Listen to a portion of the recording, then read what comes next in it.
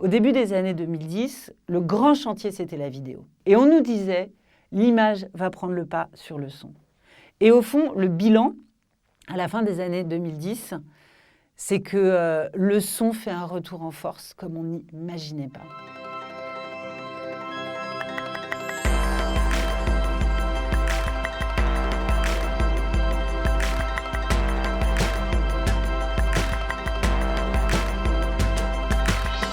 Pour moi, l'objet qui symbolisera les années 2010, c'est le transistor. Je suis probablement la dernière génération qui en a acheté.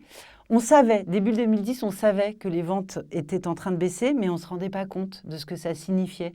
On n'avait pas compris que quand le transistor serait remplacé par un téléphone portable, sur le téléphone portable, on aurait le choix entre écouter la radio faite par des gens de radio et écouter du son fait par des gens pas de radio. On les a vus naître petit à petit, avec l'arrivée de Deezer, avec l'arrivée de Spotify, avec l'arrivée des podcasts.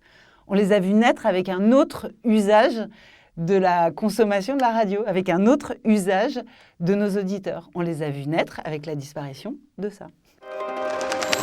Dans les années 2010, évidemment, c'est les années où petit à petit se construit l'immense succès de France Inter. Et j'ai eu la chance d'en être. Et c'est vrai que parallèlement, ce sont les années où on voit Europe 1, immense radio, dégringoler. Et tout le marché assiste à cette chute vertigineuse de manière assez sidérée, en comprenant aussi les effets dévastateurs de ce que c'est qu'une direction qui change en permanence, une grille de programme qui n'a même pas le temps de s'installer, qu'on la tue déjà, des auditeurs qui sont complètement désemparés. Je pense que ça a fait réfléchir tout le monde, bien au-delà du paysage radio, sur ce que c'est que l'identité d'un média et sur ce que c'est que le lien à ses auditeurs et sur ce que c'est que de trahir son histoire aussi. Donc ça a été quelque chose d'intéressant. Alors oui, Europe 1 me manque. Est-ce que le podcast, c'est de la radio? Ou est-ce que la radio, ce sera du podcast? D'ailleurs, c'est une catastrophe parce qu'à la radio, on l'a longtemps utilisé le mot podcast pour parler de réécoute de nos émissions. On disait réécoutez-nous en podcast. Après, on disait podcastez-nous. Aujourd'hui, on essaye de faire comprendre au public qu'il y a du podcast qu'on appelle natif, qui n'a rien à voir avec la réécoute. Ça crée des confusions épouvantables. Là-dessus, on interviewe des youtubeurs et les youtubeurs nous parlent de leur style podcast, qui n'a donc rien à voir avec le son, c'est que de l'image. C'est un cauchemar. Je ne sais pas quand est-ce qu'on arrivera à se débarrasser de ce mot, mais j'espère. Stop, c'est parti. Nous allons parler de l'information. MTV. Les journalistes m'intéressent pas. You are fake news. Il est presque 9h40 sur France Inter et l'Instant M est de retour dans vos oreilles. Le mot podcast est assez barbare, reconnaissons-le. Vous l'entendez souvent sans toujours très bien savoir ce qu'il recoupe, ce qu'il englobe. Ce matin, nous ne vous parlons pas de la radio en réécoute, celle que vous rattrapez massivement lorsque vous ne pouvez pas être à heure dite derrière le poste. Non, aujourd'hui, place à un nouveau média. Des programmes sonores diffusés uniquement en ligne et à la demande.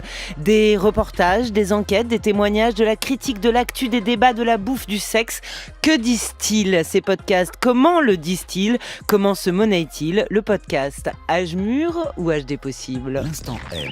Avec le podcast, d'un seul coup, on peut fabriquer quelque chose en 10 épisodes, en 3 épisodes, en un épisode interminable, si on le souhaite, ou en 1000 épisodes, parce que ça se renouvelle et ça se renouvelle et ça se renouvelle, et c'est sans fin. Je pense que cette grande liberté du format change profondément les choses. C'est-à-dire que arrive avec cette liberté du format 1000 approches, 1000 sujets et 1000 traitements sonores ou angles journalistiques qui finalement ne trouvaient pas leur place dans une émission de radio. Ça, c'est extrêmement intéressant.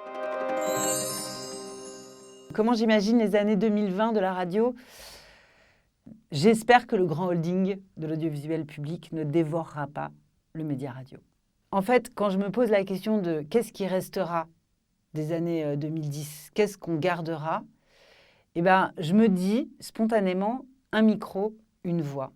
Alors, bien sûr, il y a la radio, bien sûr, il y a l'arrivée des podcasts, bien sûr, il y a les plateformes de téléchargement et de streaming. Tout ça convergent vers un retour en force du son. Et je me dis à la fin, qu'est-ce qui reste ? Il reste une voix, un micro, sans image. C'est toujours aussi puissant et ça fonctionne toujours aussi bien.